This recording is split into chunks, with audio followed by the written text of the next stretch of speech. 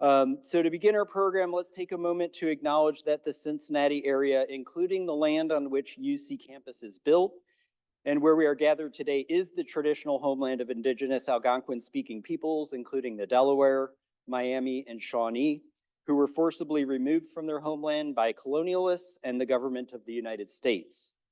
You can learn more about what the Delaware, Miami, and Shawnee people are doing today at delawaretribe.org, miamination.com, and shawnee-nsn.gov, respectively. And you can see me after the panel today if you need those web addresses again. Let's also acknowledge the collective responsibility that I believe we have to do the work to right the wrongs of past aggression and oppression, and to push back against the probable harms of the development we are here to discuss today. For example, in the recently published supplemental environmental assessment for the project, only 2 sites were mentioned as being historically important and that would be impacted, and both of these sites are colonial settler sites. So my question is, are there no sites impacted by this highway expansion proposal that have historical or cultural significance to the traditional caretakers of the land affected? And I would argue that it's all of our responsibility to work together to find that out. Finally, let us acknowledge and commit ourselves to reversing the fact that Black, Indigenous, and other people of color experience a disproportionate burden of environmental injustice the world over. So thank you for sharing this acknowledgement with me. Now, I must admit, the task of writing introductory remarks that could properly ground a panel titled Reckoning with the Truth is a task I should have given myself in the summer months rather than mid-semester. Nonetheless, let me offer you 3 foci for directing our attention today.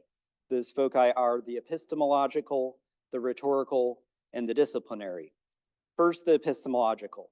Today, you will hear at least 5 ways of knowing about interstate highway expansion and what that means for our city and the people who live in it.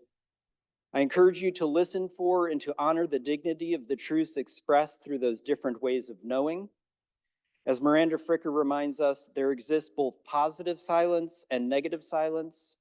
Today, let us use positive silence to practice the direction of our attention toward the panelists' ways of knowing truths regarding the past, present, and future of interstate highway construction in Cincinnati. Let us also use their testimony today to help us think about whose ways of knowing have been negatively silenced by interstate highways in our city, and how we might work together to correct those epistemic and testimonial injustices by creating spaces for those ways of knowing to be heard. Because the truth is, until those negatively silenced voices are heard, there can be no justice in highway expansion. Second, the rhetorical. Today, it may be helpful to think about the different motivations each of the panelists has to speak on the topic and the symbolic means with which they respectively share their testimony. For example, how might testimony on efforts to preserve the 90 contiguous acres of urban green space that are Burnet Woods, right over there, map onto what will be at least 90 acres of habitat loss for 3 species of endangered or threatened bats as a result of the highway expansion project? And how might that testimony symbolize action towards the potential for collective impact on both issues? To put it another way, it may be that the conversation you hear today is part of the emergence of a new localized rhetoric, an ecological rhetoric that is, to quote Kenneth Burke, the use of language as a symbolic means of inducing cooperation in beings that by nature respond to symbols, close quote. The truth is, the symbols that we call data and statistics tell us unequivocally that our planet is warming and that we must not double down on automobile infrastructure lest we exacerbate the predicament. So I ask, what must become our symbolic means of inducing cooperation to mitigate global warming and its causes? What must become our rhetoric if we are to pursue justice on this issue? Thirdly, and lastly, the disciplinary. Today on our panel, we have a humanist, a scientist, 2 individuals who work in the professions, and a current student majoring in both an art and a science. Combined, they will provide us an interdisciplinary lens with which to peer into the problems of highway expansion, past, present, and future. This lens will help us critically engage highway expansion ideas in our city and to intellectually probe how this issue involves what Bullard and Wright warn us about, which is that, and I quote, Institutional research has failed to address the justice question of who gets help and who does not, who can afford help and who cannot, and why industry poisons some communities and not others. End quote. So the truth is, only in the liberal arts education, which here at UC is something we do in the College of Arts and Sciences, might we expect to find plentiful pursuit of a telos of transdisciplinary ways of knowing. I should have edited that. A telos that won't allow us to shy away from and instead requires that we reckon with the truth of highway harms, past, present, and future. So with all of that said, and those three foci of attention in mind, the epistemological, the rhetorical, the interdisciplinary, it is my privilege to introduce to you our panelists today. So first, Professor LaVerne Summerlin is a professor of English at the University of Cincinnati, where she began teaching in 1970. She has also practiced as a business writing consultant since 1980. Professor Summerlin has authored, edited, and contributed to a number of publications throughout her career. She is the author of the book Gems of Cincinnati's West End, Catholic Missionaries and Black Children, 1940 to 1970. She was editor of the book Destined for Glory, was contributing editor of Foundations for Learning 1, 2, 3, and 4, and was a curriculum developer on both oral communication for the world of work as well as language as access to the world of work. Professor Summerlin has been recognized as a leader in so many ways, including as the 2022 recipient of the University of Cincinnati Onyx and Ruby Tower of Strength Award for Teaching Excellence and Outstanding Influencer, the Dolly Cohn Award for Teaching Excellence, the Hilmar Kruger Full-Time Teaching Award, the Dean's Award for Outstanding Service Learning Faculty, the National ACT Continuing Education Award for Oral Communications for World of Work, the Private Industry Council Award for Outstanding Business Communications Program, the Cincinnati Federation of Colored Women's Club's Grace Slade Award. Professor Summerlin was a national finalist for the Private Industry Council's Outstanding Business Communication Program, Xavier University's Edgecliff College Sullivan Award for Outstanding Community and Professional Service, the University of Cincinnati's Black Achievers Award, Omega Psi Phi's Fraternity Award for Community Service, and the University of Student Affairs Award for Outstanding Contributions to Black Students. Friends, please help me give a grateful welcome to the UC Department of English's own Professor LaVerne Summerlin.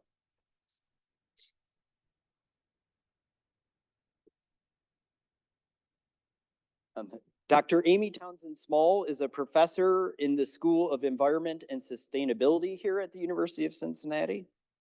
She has a PhD in marine science from the University of Texas at Austin and a BA in English and biology from Skidmore College. She is a service-driven researcher, teacher, and mentor in environmental science and policy with a focus on environmental impacts of the oil and gas industry.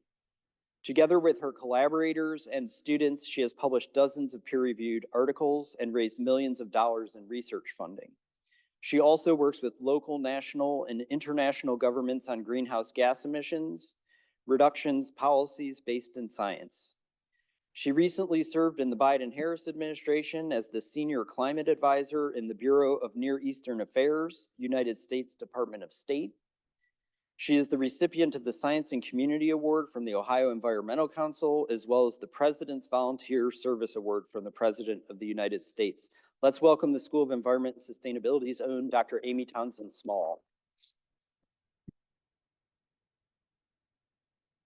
Mr. Matt Butler's vision for the community is where everyone has a choice to use convenient, safe, and sustainable transportation, and where environmental justice is the default. He enjoys building diverse teams of passionate leaders and providing the resources they need to succeed.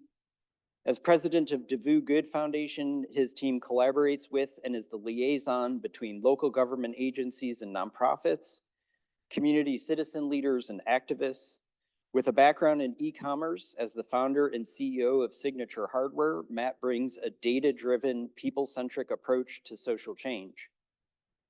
By listening to and collaborating with people who live in urban neighborhoods, especially the 20% of families that don't have access to an automobile, and through partnerships with organizations like City of Cincinnati, local community councils, America Walks, Price Hill Will, 3CDC, and now the UC School for Environment and Sustainability. Matt has been instrumental in launching a number of transformative projects. Examples of projects include the Freeway Fighters' first annual summit, building protected bike lanes such as Clifton Avenue, which now means I have to ride that bike lane every day. Thank you, Matt. Let's see.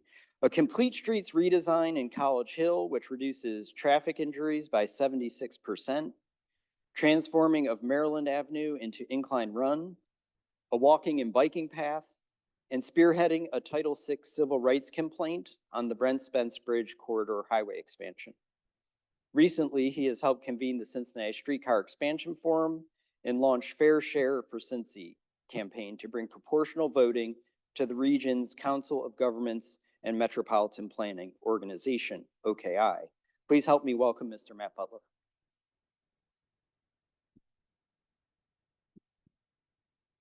So when development creep targeted the small local park where Cynthia Duval has been a walker, runner, disc golfer, dog mom, and nature enthusiast for over 38 years, she was called to action in gathering with local environmental educators and alarmed citizens to form Preserve Burnet Woods. Her corporate background in identifying trending problems at high level and to collaborate for holistic system solutions helped her recognize that many of the issues being faced by Burnet Woods Park extend across the entire Cincinnati park system, and in many cases, our concept of green space as a whole. Her activism to protect this urban green space has even put her at odds with our own Cincinnati Park Board on occasion. As president of Preserve Burnet Woods in 2019 and 2020, Cynthia successfully led the organization to prevent two separate development initiatives from sacrificing 150-year-old public green space for the sake of private buildings and gentrification of the park. Cynthia returned to the president's role in 2022 to confront yet another incursion upon the park's green space for the sake of a hardscape dog park covered in hazardous synthetic turf. Applying holistic considerations to that problem, Cynthia is currently working on a petition asking City Council to take action restricting usage of PFAS-based surface materials in all city parks and playgrounds, and to form a more equitable policy on community engagement for public projects to include voice for the most impacted by development. Please help me and welcome Ms. Cynthia Duval.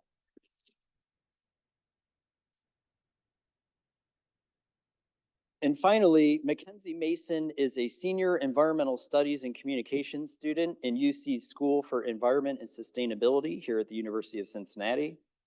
She has been involved with multiple environmental justice related projects through her coursework, including researching pollutants in potential environmental justice communities, and has written and published articles relating to environmental justice and sustainability on UC's campus.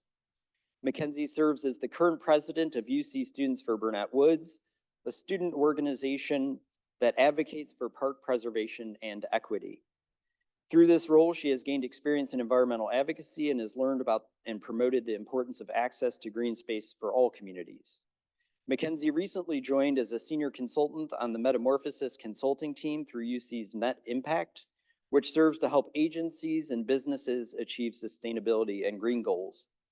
She recently became involved with the Brent Spence Bridge Corridor Project in collaboration with the Devou Good Foundation and hopes to involve students in advocating for a better solution to transportation that prioritizes health, environment, and safety in Cincinnati. Please help me welcome Mackenzie. So with that, if you'll get us started, Professor Summerlin, I have a two-part question. The first part is, what should everyone here today, and more broadly, everyone who lives in Cincinnati, know about the historical impact of I-75 on the West End community? No, you remain, see if you like, or you can stand, it's up to you. I just asked if I could stand up rather than stay seated. He gave me the option. I feel more comfortable standing up. My task here this afternoon is to deal with or explain the impact that I-75 had on Cincinnati's West End specifically. As Dr. Hyland just said, I've been at UC since 1970. That's 53 years. The reason I'm mentioning that in terms of contextualizing my remarks is that I grew up in the West End. 97% Black at the time I grew up there. When I read about what some of the scholars have to say about the West End, negative, negative, negative, and more negative. And my response to that is all of those negatives that those scholars mentioned are true. But the problem is there were so many positives that the scholars refused to acknowledge, or they were not aware of the positives. So when I talk about the impact that I-75 had on my neighborhood, I'm going to focus on the positives that disappeared as a consequence of that. Back in the day, between 1940 and 1970, for example, in the West End, there were 9 Catholic schools. 9 Catholic schools.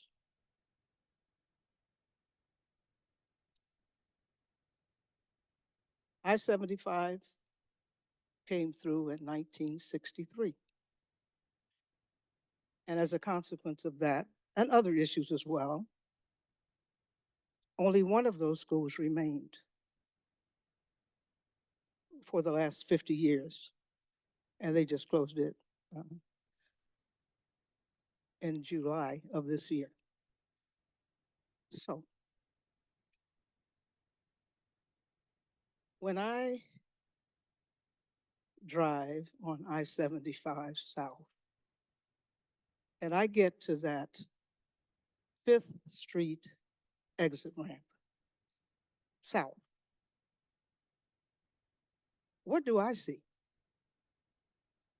I see Holy Trinity Catholic Church and School, my elementary school. The school that so many of us would say, it was it. It was it. We had everything. High academic standards, great athletic teams, great teachers, parents, people in the neighborhood support. We had it all. Holy Trinity was located right there on the corner of 5th and Mound. That's like 5 blocks south of the Fountain. Right there. That was our neighborhood. We not only went to school there, we hung around there all day, whatever. Okay. So then, what happened? In 1954, they tore the church down. And they said that they tore it down because streetcars ran past on 5th Street back in the day. And because of that, the foundation of the church had loosened, and therefore they had to tear it down. They also said, and there's an article in the Cincinnati Enquirer that says it, they said they were going to rebuild the church. It's 1954. So, 1955, what happened? Just to change, I'll give you a bit of background information. In the Cincinnati Museum, they have what they call Kenyon Bar Collection. 2,700 photos. 2,700 photos that were of buildings that were leveled in that small area as a result of what some people refer to as urban renewal, others refer to as slum clearance, and there's some other names that I don't want to mention or whatever. Promise, we're going to build you a new church. Then a year later, these fellows would come around with what I'm calling yard signs. 626 Fifth Street. What did that mean? That meant that the city was getting ready to level that building. And that's what happened. 2,700 buildings. So, some people might argue, well, you were in the ghetto. You were in the ghetto. So why didn't we just get rid of all that? There are some advantages and disadvantages to living in the ghetto. I want to get into that. What I really want to say, and then I'll sit down, is that, of course, there are advantages to building highways, but there are also disadvantages. And many of those disadvantages impact the lives of people. They're poor, but in my opinion, they're just as valuable as anybody else. But I don't think people always see it that way. And that's a problem. So, a number of schools were closed. Importantly as well, how many people lost their homes? How many people lost their homes? 2,500 residents had to move. And you get these notices tacked on your door, tacked on these buildings where you leave, that the city has taken this building and you have to move. That's it. Well, where are you going to go? Where are you going to go? Recently, the city acknowledged that some of these decisions were racist-based decisions. They just admitted that in the past year. So, my task here is to talk about some of the things that occurred to Black folks in the West End because of I-75. I'll stop there.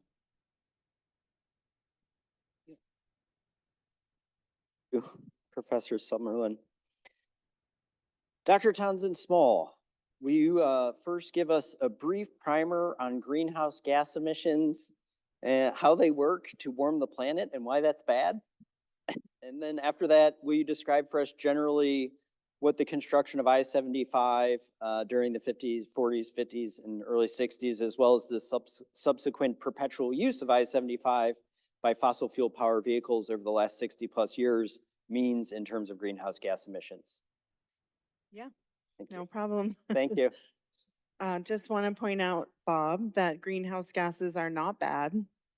The Earth is only a habitable planet because we have greenhouse gases in our atmosphere and they keep the oceans and other water liquid. So just FYI. The problem with greenhouse gas emissions is human activities are interfering with the natural processes that regulate the amount of greenhouse gases in the atmosphere. And by far, the biggest way that we're doing this is by taking fossil fuels out of the ground and burning them up, which creates carbon dioxide. That's the most abundant greenhouse gas emitted by human activities. And these fossil fuels include coal, oil, and natural gas. Right now, the biggest process that emits carbon dioxide, or the biggest human activity that emits carbon dioxide in the United States, is transportation. That source has increased ever since EPA started keeping track, which is 1990. That was the first year of our greenhouse gas inventory. It's increased by 45% over that time. So the second biggest source of CO2 emissions in the United States, which is electric power generation, is on a downward trajectory. So just for background, our Paris Agreement goal is to get to net zero by 2050. It's 2024. So transportation emissions are going exactly the wrong way. They're going up. Not good. The biggest source, I have all my data here. The biggest source of transportation emissions in the US is what they call light duty trucks. That's a fancy way of saying, or euphemism, I guess I would say, for sport utility vehicles, pickup trucks, and minivans. That's the fastest growing type of personal car in the US. The second biggest source is heavy duty trucks, or trucks that haul our cargo. And then the third biggest is passenger cars. Commercial aircraft, often blamed for a lot of transportation emissions, is only 7% of our emissions. So all of the cars and trucks on our freeways, that's our biggest problem in terms of greenhouse gas emissions as a country. Again, we need to get to zero by 2050, 26 years from now, and that's going up. One of the reasons it's going up is the popularity of pickup trucks, minivans, and SUVs. Another reason is the number of miles that people drive in their cars has increased by 45% from 1990 to 2021 because of urban sprawl, population growth, and economic growth. So just people are driving more, and they're driving cars that use more fuel. So just that's a little bit of background as we talk about this bridge expansion. And that's another point I wanted to make is when we talk about this bridge and highway expansion, that's exactly what it is. It's not a bridge that's being replaced because it's old or failing. No, this bridge is getting a companion bridge. So how many people here use the Brent Spence Bridge regularly or know what it is? Yep, there's gonna be a new bridge right next to it. So a additional bridge going over the Ohio River. So when people go from Cincinnati to, say, the airport, there'll be an additional bridge built next to it. Did you guys know that? All right, not a super interactive group. So not only are cars and trucks our biggest source of greenhouse gas emissions as a country, they're also the biggest source of other air pollutants regulated by EPA. This includes ozone, particulate matter, and noise. So Cincinnati, if you didn't know, it currently has a grade of F from the American Lung Association for ozone pollution. That's because it regularly exceeds EPA criteria for this pollutant. So again, we're not going in the right direction for greenhouse gas emissions or other pollutants emitted by cars. We need to do better, not expand access to car transportation, in my scientific opinion. Does that answer your question? It does. Thank you, Dr. Townsend-Small. Mr. Butler, Ms. Duval, and Mackenzie, can you share with us a little bit about how you came to be involved in the Brent Spence Bridge Corridor Project issue? And as a follow-up on that, could you explore with us how your positionality as presidents of two area nonprofits and as an undergraduate student at a large state university respectively informs your engagement with the issue? Sure. So our foundation, focuses on social issues in the area. And one of the things that we consistently heard from people in the community with the help that they need is childcare and transportation. And there's really very few nonprofits or foundations that are focused on transportation. There's a lot of folks working on childcare. And if you've been paying attention about the cost of transportation and how many people have cars, right? The price of a car is really expensive. It's over $12,000 a year on average now. And if you could solve that issue, you could probably solve the childcare issue at the same time if you could free up most of that funding. So our foundation is really focused on sustainable transportation, alternate transportation, or active transportation, such as walking and biking and the barriers to that, which, a lot of times are like, it's too dangerous because people are speeding around in their cars. And there's an epidemic in deaths that has gone way up. And so less people are walking and biking because they're, very afraid, rightly so, of getting struck. So for a number of years, we've been working on these projects. We did Clifton Avenue Bike Lane out here a few years ago, was one of our projects. And we're basically just trying to expand awareness and knowledge and get people out to try it so that hopefully they can, talk to their elected leaders and say, we want this, this is a priority for us, and try to make change that way. So we became aware of this project, obviously, after COVID. There was a lot of money that was approved through the Build Back Better plan. And we knew through, research and just looking at plans that this plan had been on the books for over 20 years. Effectively, it was dead. It was too expensive to build. Traffic counts on the bridge had been way down. But the COVID money came along, and so leaders started getting behind that and saying this would be good for the region.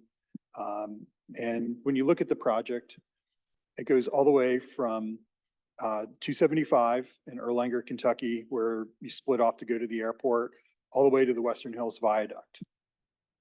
And they're going to add 29 lane miles of freeway is how they classify it. Plus, they're going to add what they have in Texas, which are called collector distributor roads. So they're kind of like mini highways that will run alongside the real highway. What we see is, basically just a waste, that this isn't going to solve traffic. It's going to induce more people to drive. The whole project is about the GDP of the country of Fiji. And our little foundation is trying to spend our money on, moving the needle on these other projects. And, this isn't even like 0.01% of this project. And so we looked at this and we're like,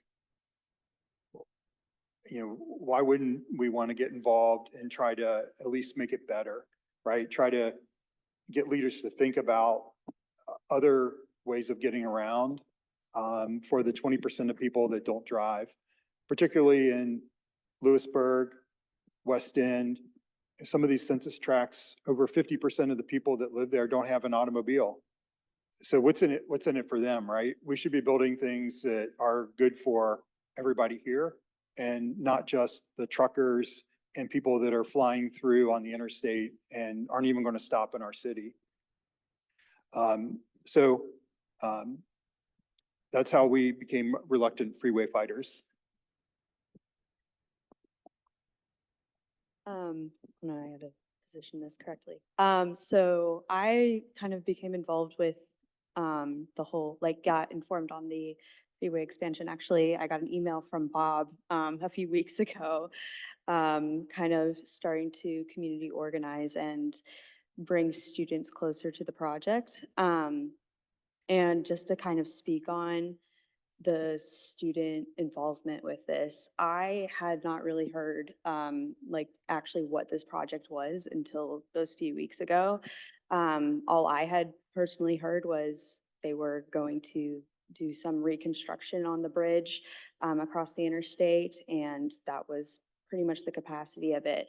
And so over the past few weeks, it's been, coming to realize the lack of transparency there has been in the development of this issue. And as a student, I study like environmental studies. That's what my major is, and I'm entirely for like public transit and making communities like more accessible and those kinds of things. And coming to realize the lack of transparency that there is on that project, especially with a student population as big as UC, who has students that regularly like walk across like the very busy roads that are around here, and walk around on campus, off campus. It kind of like made me upset that that hadn't been communicated with us. And so I think that on top of the whole environmental justice issues that there is with this primarily affecting the West Side and minority communities especially, that's kind of shaped like the involvement that I've personally had on this.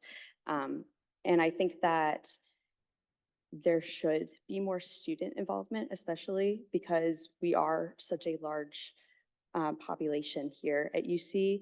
And we hold a lot of power in that. And I know that a lot of students, are well known.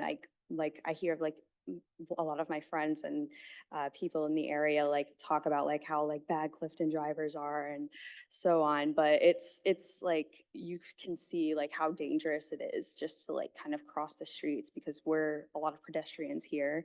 And, the bridge expansion is kind of a manifestation of that, but over the Ohio River and into those communities. So that's kind of how I got involved in.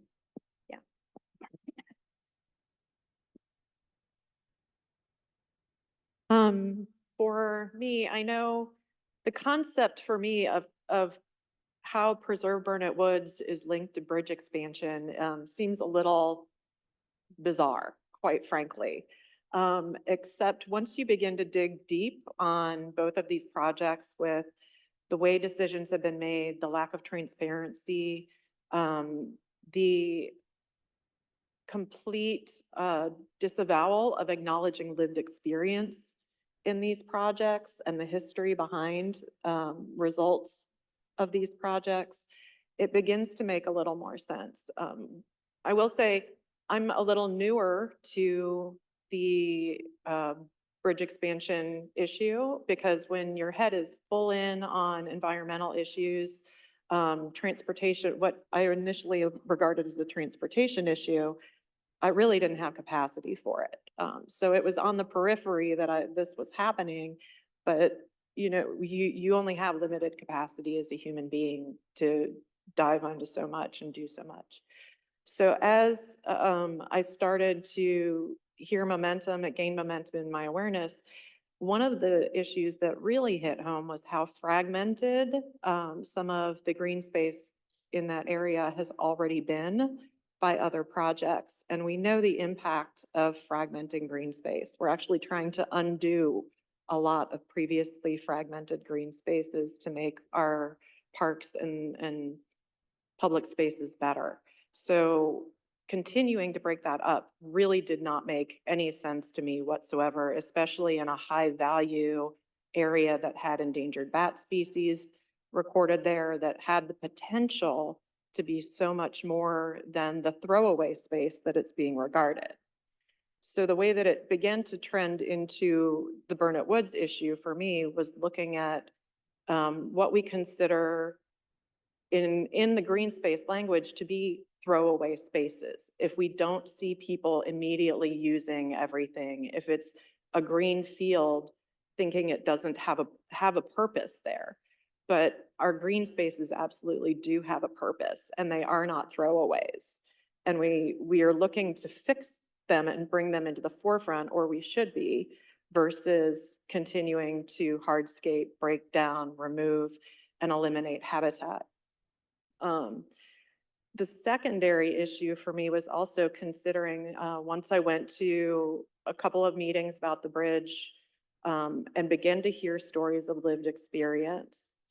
And that's a hot topic in the dog park fight that we are having with Burnet Roads right now, is what the lived experience is of people around the park and how that's seen. So hearing about the lived experience, I really got to get introspective about my lived experience. I live about half a mile away from Burnet Woods. I walk up there all the time, and I have to cross the intersection at MLK and Clifton Avenue.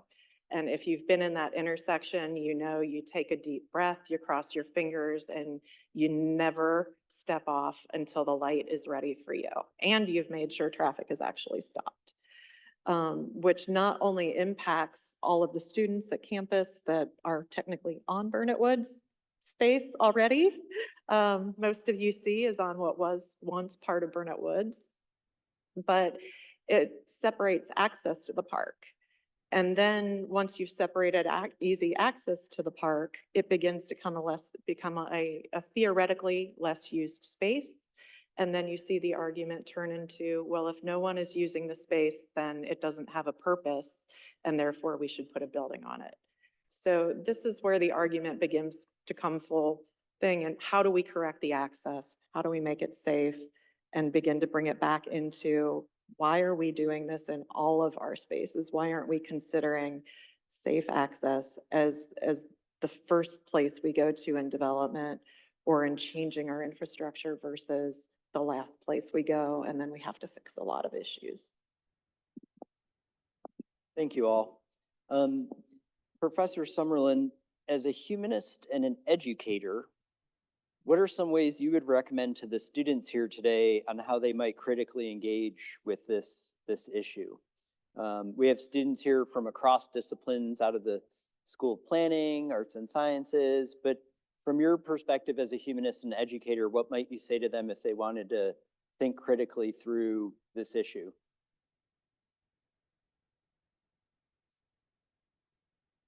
I think I'll quote Malcolm X. Read for yourself. See for yourself. Think for yourself. That's the end of Malcolm X's quote. And then I'm going to add, then you figure out what you need to do in order to make a difference here. One of the issues that students face today has to deal with gentrification and how gentrification impacts this issue. Thank you. So this is for all of you. Whether we're talking about displaced communities of people, the air pollution and environmental injustice associated with the issue, the deliberate separation of some neighborhoods from economic centers of opportunity, or reduced mobility for certain populations by biasing infrastructure toward the personal vehicle, I-75 has had measurable negative effects on parts of our city and its people. So could each of you talk maybe about a vision for Cincinnati that doesn't include expanding highway in Cincinnati, and how alternatives, potential alternatives to expanding the highway might counteract and repair all of the negative consequences that I just listed? If you will, please. Yeah, I can start. I just wanted to also mention something. Matt mentioned the concept of induced demand, which is basically the concept that building new roads actually can make traffic worse. So we don't anticipate that this new bridge and highway expansion would alleviate traffic for very long. And this is not a new concept. I just looked it up today, and I think it's about 100 years old that traffic engineers have known about this concept of induced demand. And I'm actually a good example of this. So I live in Covington, and if I drive to UC, I don't usually take the Brent Spence Bridge because there's a lot of uncertainty about whether there'll be traffic on the bridge or on I-75 coming to UC. But if there were a new bridge, maybe I would. So that would add to the problem. And if there were a second bridge, there might be new construction in northern Kentucky because the commute to Cincinnati would be easier, you know, so it'd add to urban sprawl. So just to point out that this is not going to be a long-term solution to our problem or permanently fix the problem. So Bob and I went to a public hearing, and one thing that I mentioned would help, and as opposed to building a second bridge, would be to have out-of-state trucks take 275 to avoid Cincinnati. So part of the problem with the current configuration is I-71 and 75 meet on the bridge going south. And 75 is a major truck route from Detroit to Miami. And it's scary when they meet on the bridge. And the bridge, it has so many trucks and cars merging on the bridge, and you have to change lanes on the bridge, and there's so many trucks. Anyway, it's scary. If the trucks weren't there, that would eliminate a lot of traffic. It would eliminate a lot of our air pollution and a lot of our noise pollution. So I think that would be a good solution and that would maybe alleviate the need for a second bridge. I also wanted to point out there's another bridge being built in Vancouver, Washington, between Washington and Portland, Washington and Oregon, with the same funding. And it includes light rail. So I think that would be another thing we could push for, is light rail to the airport, which would benefit our student population and all of us.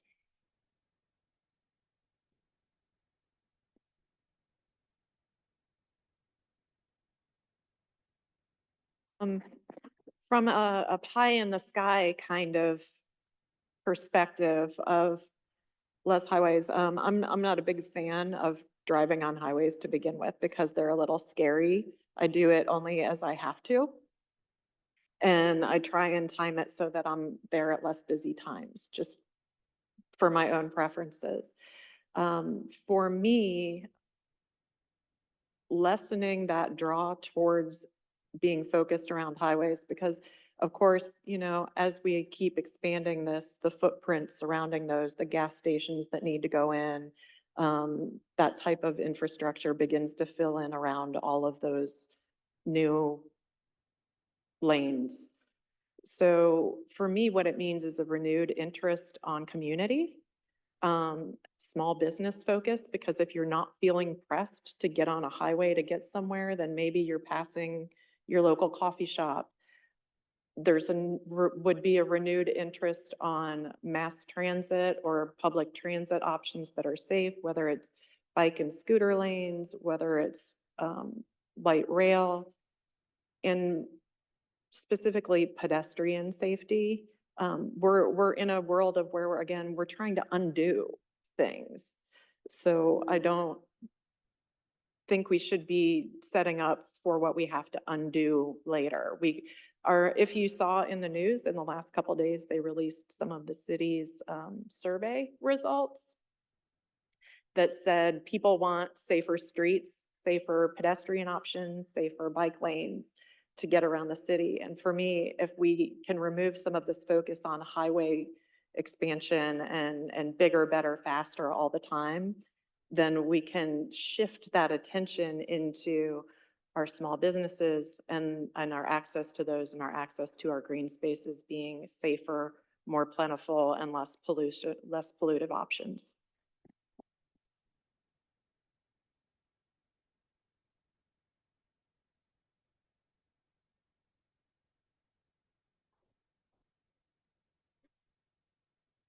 Okay, so kind of in a very similar vein as to what Cynthia just said, taking that central focus off of the need for transportation via highways and investing more into community-based transportation. More spaces that are walkable and safer for pedestrians especially. I know that the, students here at UC can definitely speak on pedestrian safety here. And just reinvesting into that, I think is probably the future that I would especially envision, but as well as access to those forms of public transportation, reinvesting into railway and bus systems so that everyone has access to all of these different and beautiful locations in the city, and we can reinvest in all of those different and diverse and beautiful locations in our city. Not just, like some people being able to get into a car and not everyone being able to do that. So I think reinvesting into that community aspect is definitely where I see like the starting point of that. So. I I agree with all the panelists. These are all great ideas. One thing that I wanted to talk about is something that is a possibility is called congestion pricing. So basically, we've built our roads so that you can use them at any time you want, as long as you have an automobile, right? And you can drive as much as you want. What would happen if we did the same with our, our electric grid, right? It would fail pretty quickly. And so I think that, one of the issues that our leaders are trying to solve is, okay, there's some congestion at certain times of the day on the interstate. And you could put what's called a congestion pricing in place. This is actually happening in New York right now. They just voted, if you're going to travel below 61st Street in New York, you're going to pay a fee, and it's going to be a little bit more expensive during the day, and it's going to be a little bit cheaper at night. Things like school buses are free. And there will be different fees based on like how much space you're taking up. So I think that's a possibility that our leaders are overlooking. Is what could they do to adjust demand by charging a fee? And there's ways to do that equitably as well. So I think that's something that needs to be explored. And that those fees could be used for, enhancing transit, right? Which is a big problem, because how do we get people out of cars if there aren't good alternatives to getting around? And fortunately, the voters passed a few years ago a transit tax. So Metro has been improving. They're going to be building more bus lines, bus rapid transit, which will kind of mimic light rail, but on rubber wheels. And so if we could have more of that, more expansion of that. And also I think the other thing is that we're very fragmented here. Cincinnati is only like 15% of the total population. So there's a lot of people that live outside the city. How can we get our leaders to collaborate together, right, on these solutions? And they proved it to us. They proved that they can do it, right? The governor of Ohio said, we will put $1 billion of Ohio taxpayer money into this highway expansion. And the Kentucky governor said the same thing. Now, imagine the day that we could get them to collaborate on something that would actually benefit everybody in this region, how amazing that would be. And they've proven to us that they can do it. So I think those are some of the things that I look forward to having conversations and magnifying this issue so that more people get involved, like yourselves, and elected leaders start to pay attention that, hey, people want other things. And I'll end with I was having a conversation with John Brzezina, who is the director of transportation for the city of Cincinnati. And he told me about this plan. It's called the North-South Plan. It's like over 2,000 pages long, that was done about 20 something years ago. And in there, guess what? We have light rail spec'd out, right? And I said to him, I'm like, John, why are we spending money on all of these road expansions when we have this other solution in there? And he said, no one's ever asked for it. So I think that that's a big lesson, is if these are things that we want, we need to organize ourselves and we need to speak up. That's a perfect segue into my next question, but first it's time in the program for us all to stand up and gritty together. Just kidding. I'm gonna get Jamar Chase to come to Springfest in Burnet Woods and host a gritty competition. I'll win. I'm just kidding. Okay, back to the program. Thank you. Mr. Butler and Ms. Duval, in fact, that was a great segue. If there is to be any hope of an alternative outcome, we're going to need city leaders to act, obviously. What would be your advice for people here today on how to use their right to participate on this issue? And then maybe could you also give us some examples of successful participatory democracy campaigns that you've been a part of here in Cincinnati in the past?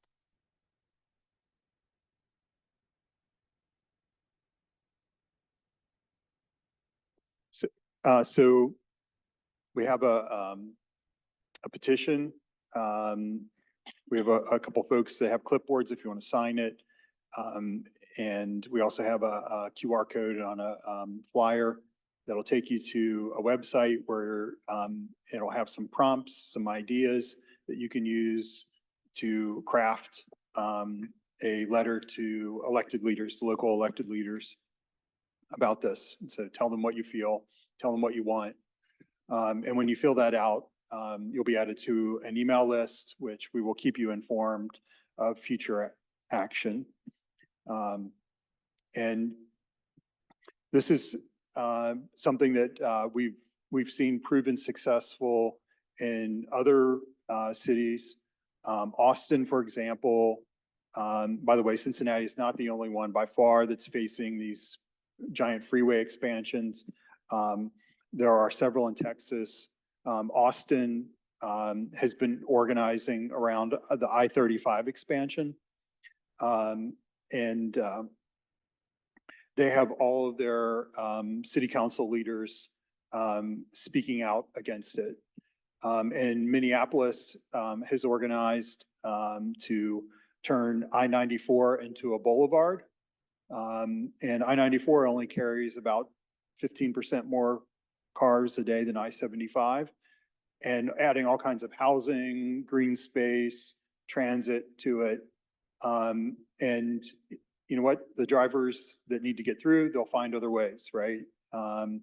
And so we see those as definitely places where it's worked in the past.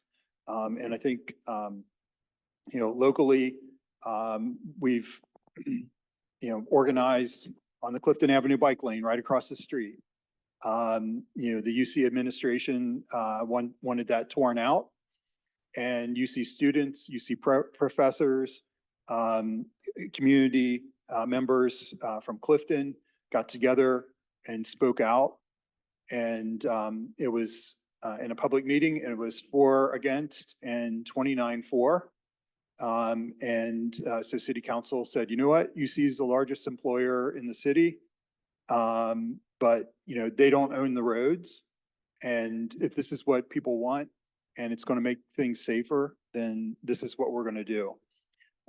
So there's one example just a few feet away, Bob. Thank you.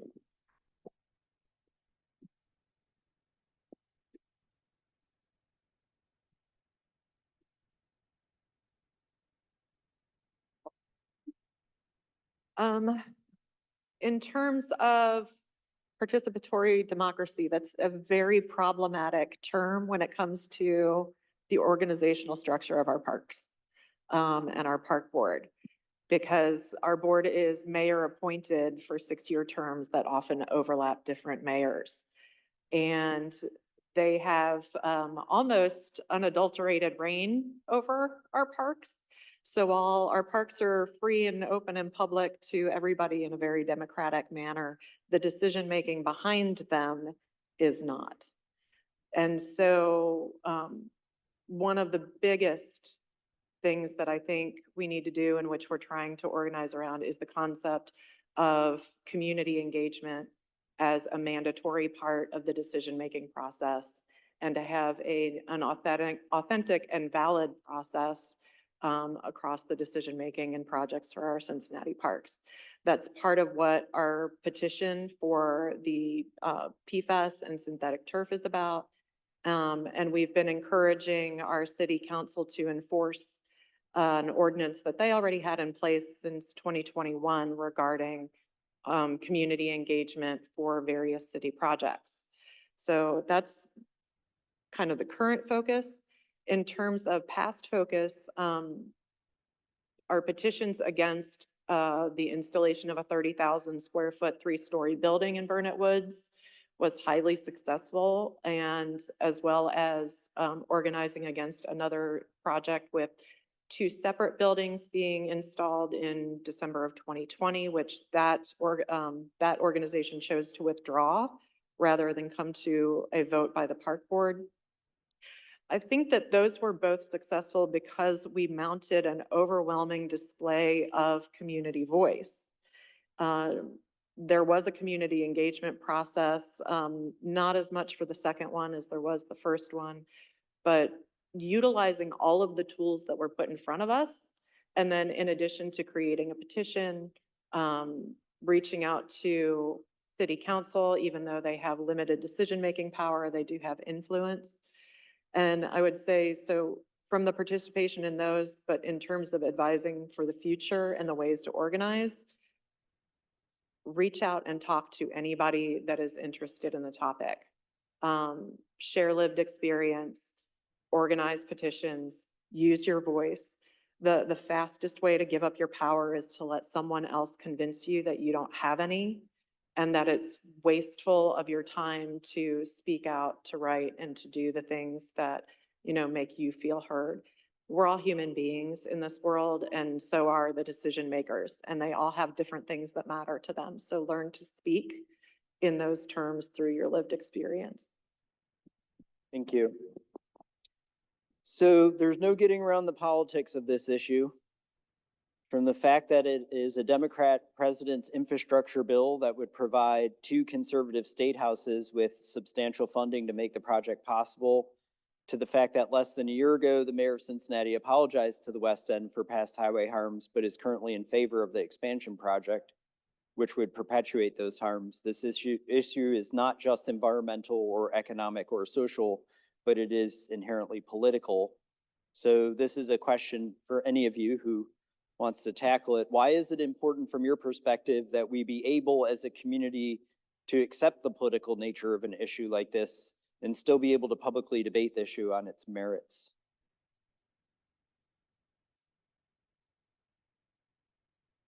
I think one of the reasons it's important is so that the injustices that occurred in the development of I-75 will not occur in the redevelopment of the Brent Spence Bridge project.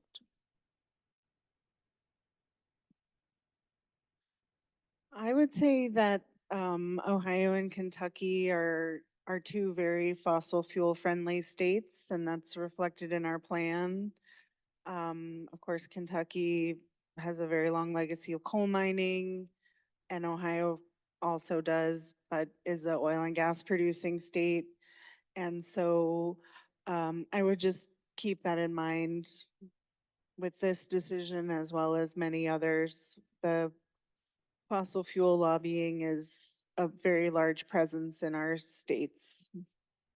The other thing I want to say is that our students and young people should stay engaged on this and other issues that are happening in our region. And our leaders are afraid of you. So you need to be vigilant. And I'm not kidding, it's not a joke. They're afraid of you. They're counting on the fact that you don't know what's going on and that you're not going to be present and engaged. So you have a very powerful voice. So you should use it, and you should stay, have a united voice. And your professors are here to help you with that. So at the first Freeway Fighters Conference, one of the attendees from Texas had this great quote, and he said, highway expansion, just, it happens just like the weather, right? Nobody votes on it. It just happens. And I think that's, very telling. And what we're dealing with today is that, the information's been kept from the public. It hasn't been debated in the public, and nobody has voted on it. From what we've understood from people that have been really engaged at a national level, the Build Back Better plan originally had all these great things in it, like transit expansion, fix it first, right? Let's fix all the problems that we have with our aging infrastructure before we start building more. This was coming from, the House of Representatives, and then the Senate got a hold of it, and the Senate comes back to the states and talks to the head of the state DOTs, the Department of Transportations, and said, "Hey guys, what do you need? What do you want to do?" And they say, "Oh, well, we just expand freeways. That's what we do." And so almost all of that was taken out, and the Senate just said, "Nope, just give the state DOTs free rein, and let's get that money out for construction, the construction lobby, the trucking lobby. These are the things that they want to have happen. This is easy wins." And so here we are, with the largest infrastructure bill ever, $600 billion plus, and a significant amount of it is going to highway expansions across the country. And so we need people to be engaged, and the state DOTs have said that it's city council that we will listen to, right? We've been in meetings where we've had public comment, and state DOTs have been in attendance. They don't even pay attention. We have pictures of a guy playing solitaire on his phone. And, we delivered 2,000 petitions to him. He just left them sitting on the floor at the meeting because they are not held accountable. They're not elected. And so they don't care. And they even said, whatever people say here tonight, it's not going to impact our decision on how wide to make this bridge or the freeway. So I think that most people don't realize that, right? But to be in that room was like super impactful, and you can believe that there are now a lot of activists that have come out of this. So I think that's the message that we're trying to spread, is that it's become political because they've made it political, and they've cut the people out of the decision-making process.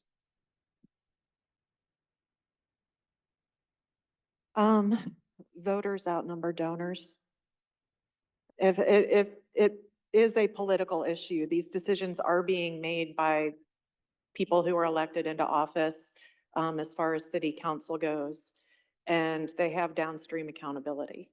So even if they are going to say that, they don't have control over decisions made for Cincinnati parks, or if bridge decisions are already made, they do have a sphere of power in terms of other lenses, such as city purchasing, community engagement ordinances, reminding of the sphere of influence, and including that voters always outnumber donors. Money talks loud, but votes talk louder. And I think that that is powerful messaging that sometimes people in office need to be reminded of.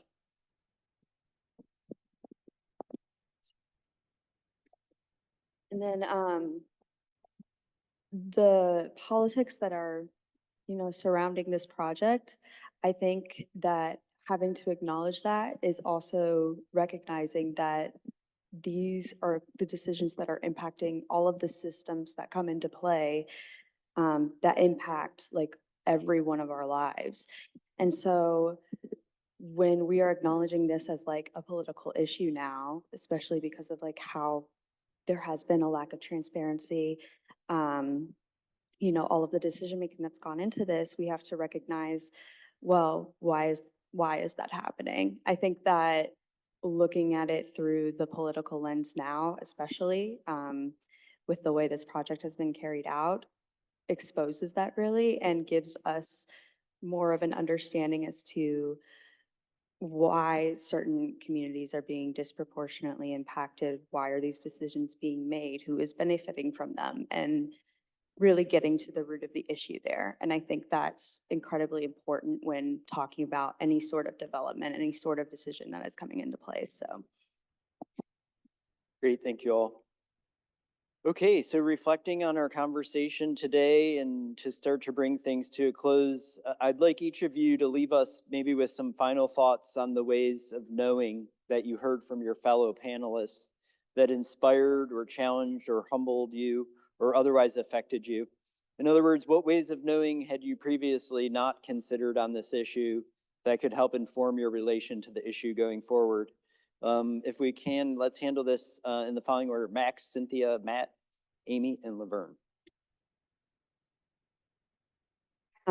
So in transforming the way of knowing, I think that all of us up here show a huge range of different background and experiences.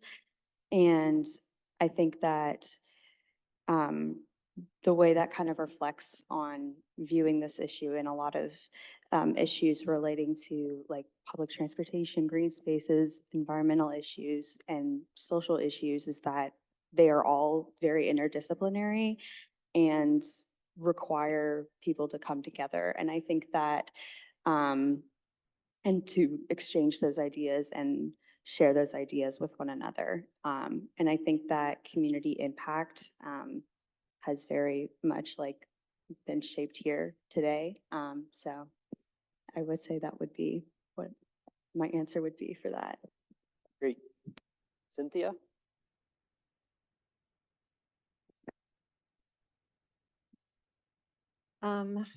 In terms of final thoughts, when we create separations for these spaces, it's not only removing access such as to parks or to our local communities. These large roads carry us out of the spaces that we're honestly closest to most of the time. The places where we live, people, try and get to the highway, the closest exit. So you're not driving through communities to experience life across the city as a whole and gain an understanding of communities and people who live there, who your neighbors are, who owns the businesses down the street from you even. In terms of green space impact, when you begin to separate people from accessing those spaces, you're also eliminating, not just activation, but people who are willing to care for those spaces. And I'm going to be a bit long-winded for a moment because I'm not just active in Burnet Woods, I'm active in Mount Airy, which is the city's largest park system also.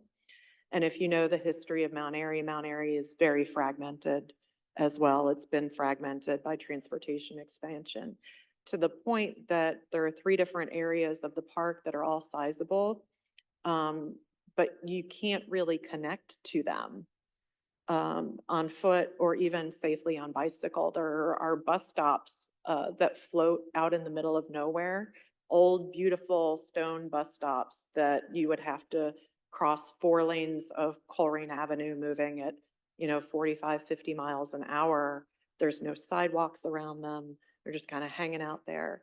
There's another area of Mount Airy that has been bisected that a lot of people who try and use that area of the park call it Garbage Hill because it's been disconnected from people who care about it, but it has been connected to vehicles that just throw garbage out the window in that area. And it's very hazardous to go in and clean it up. There's a third area, it's really just taken what should be the city's largest, most expansive park with a tremendous trail system of over 20 some miles and keep breaking it into fragmented pieces that you now have to cross busy lanes to. You have to drive from one area of the park to the other. It really doesn't make sense. And what these roads have done has removed people who care about that space because it's now harder to get to. It's harder to get through, and the enjoyment quality drops the second it gets close to traffic. You no longer feel like you're out in the woods. So sharing that perspective of that we need to keep people safely connected to these spaces. We need to, in the instance of Burnet Woods, create more safe passage between UC and Ludlow Avenue. And even patients from Good Sam Hospital don't have safe passage to come and walk across to the park, really. We need to create these connections again that bring our neighborhoods back together. And part of what inspires that sentiment was listening to Professor Summerlin earlier with her lived experience, sharing her lived experience, but particularly the sentiment that positive doesn't fit the narrative. When we hear about these projects, what we hear about is the negative. With Burnet Woods, we've heard negative, negative, negative, all of the kind of gentrification topics of who we don't want using the park versus who is already using the park, how we want to encourage certain behaviors and discourage others. But the focus is always on negative, negative, negative. And until you begin to understand positive stories of endangered bats and schools and the connection of community to these spaces, they will remain throwaway spaces. And we have to keep sharing the positive as part of the narrative to keep it all together. It's really energizing for me to be here with these great folks up on the stage, but also with all of you here. You know, I think it gives me hope that people are engaged in, you know, our shared community spaces, and that, you know, I'm not like completely crazy. But I do live 500 meters from the interstate, and working with the environmental lawyer, he said, you know, one of the possible outcomes of all the noise that you've subjected yourself to living so close is that you maybe you are crazy. But I think that, you know, it's encouraging to see people that care so much, and you know, that we're energized to move forward and continue to have these conversations, and do the best that we can to have a more positive outcome with this project. I agree. I think my main take-home message is we need to have a unified voice, not just in federal elections, but also state and local elections, and we need to stay engaged, especially at the local level, and we need to be unified.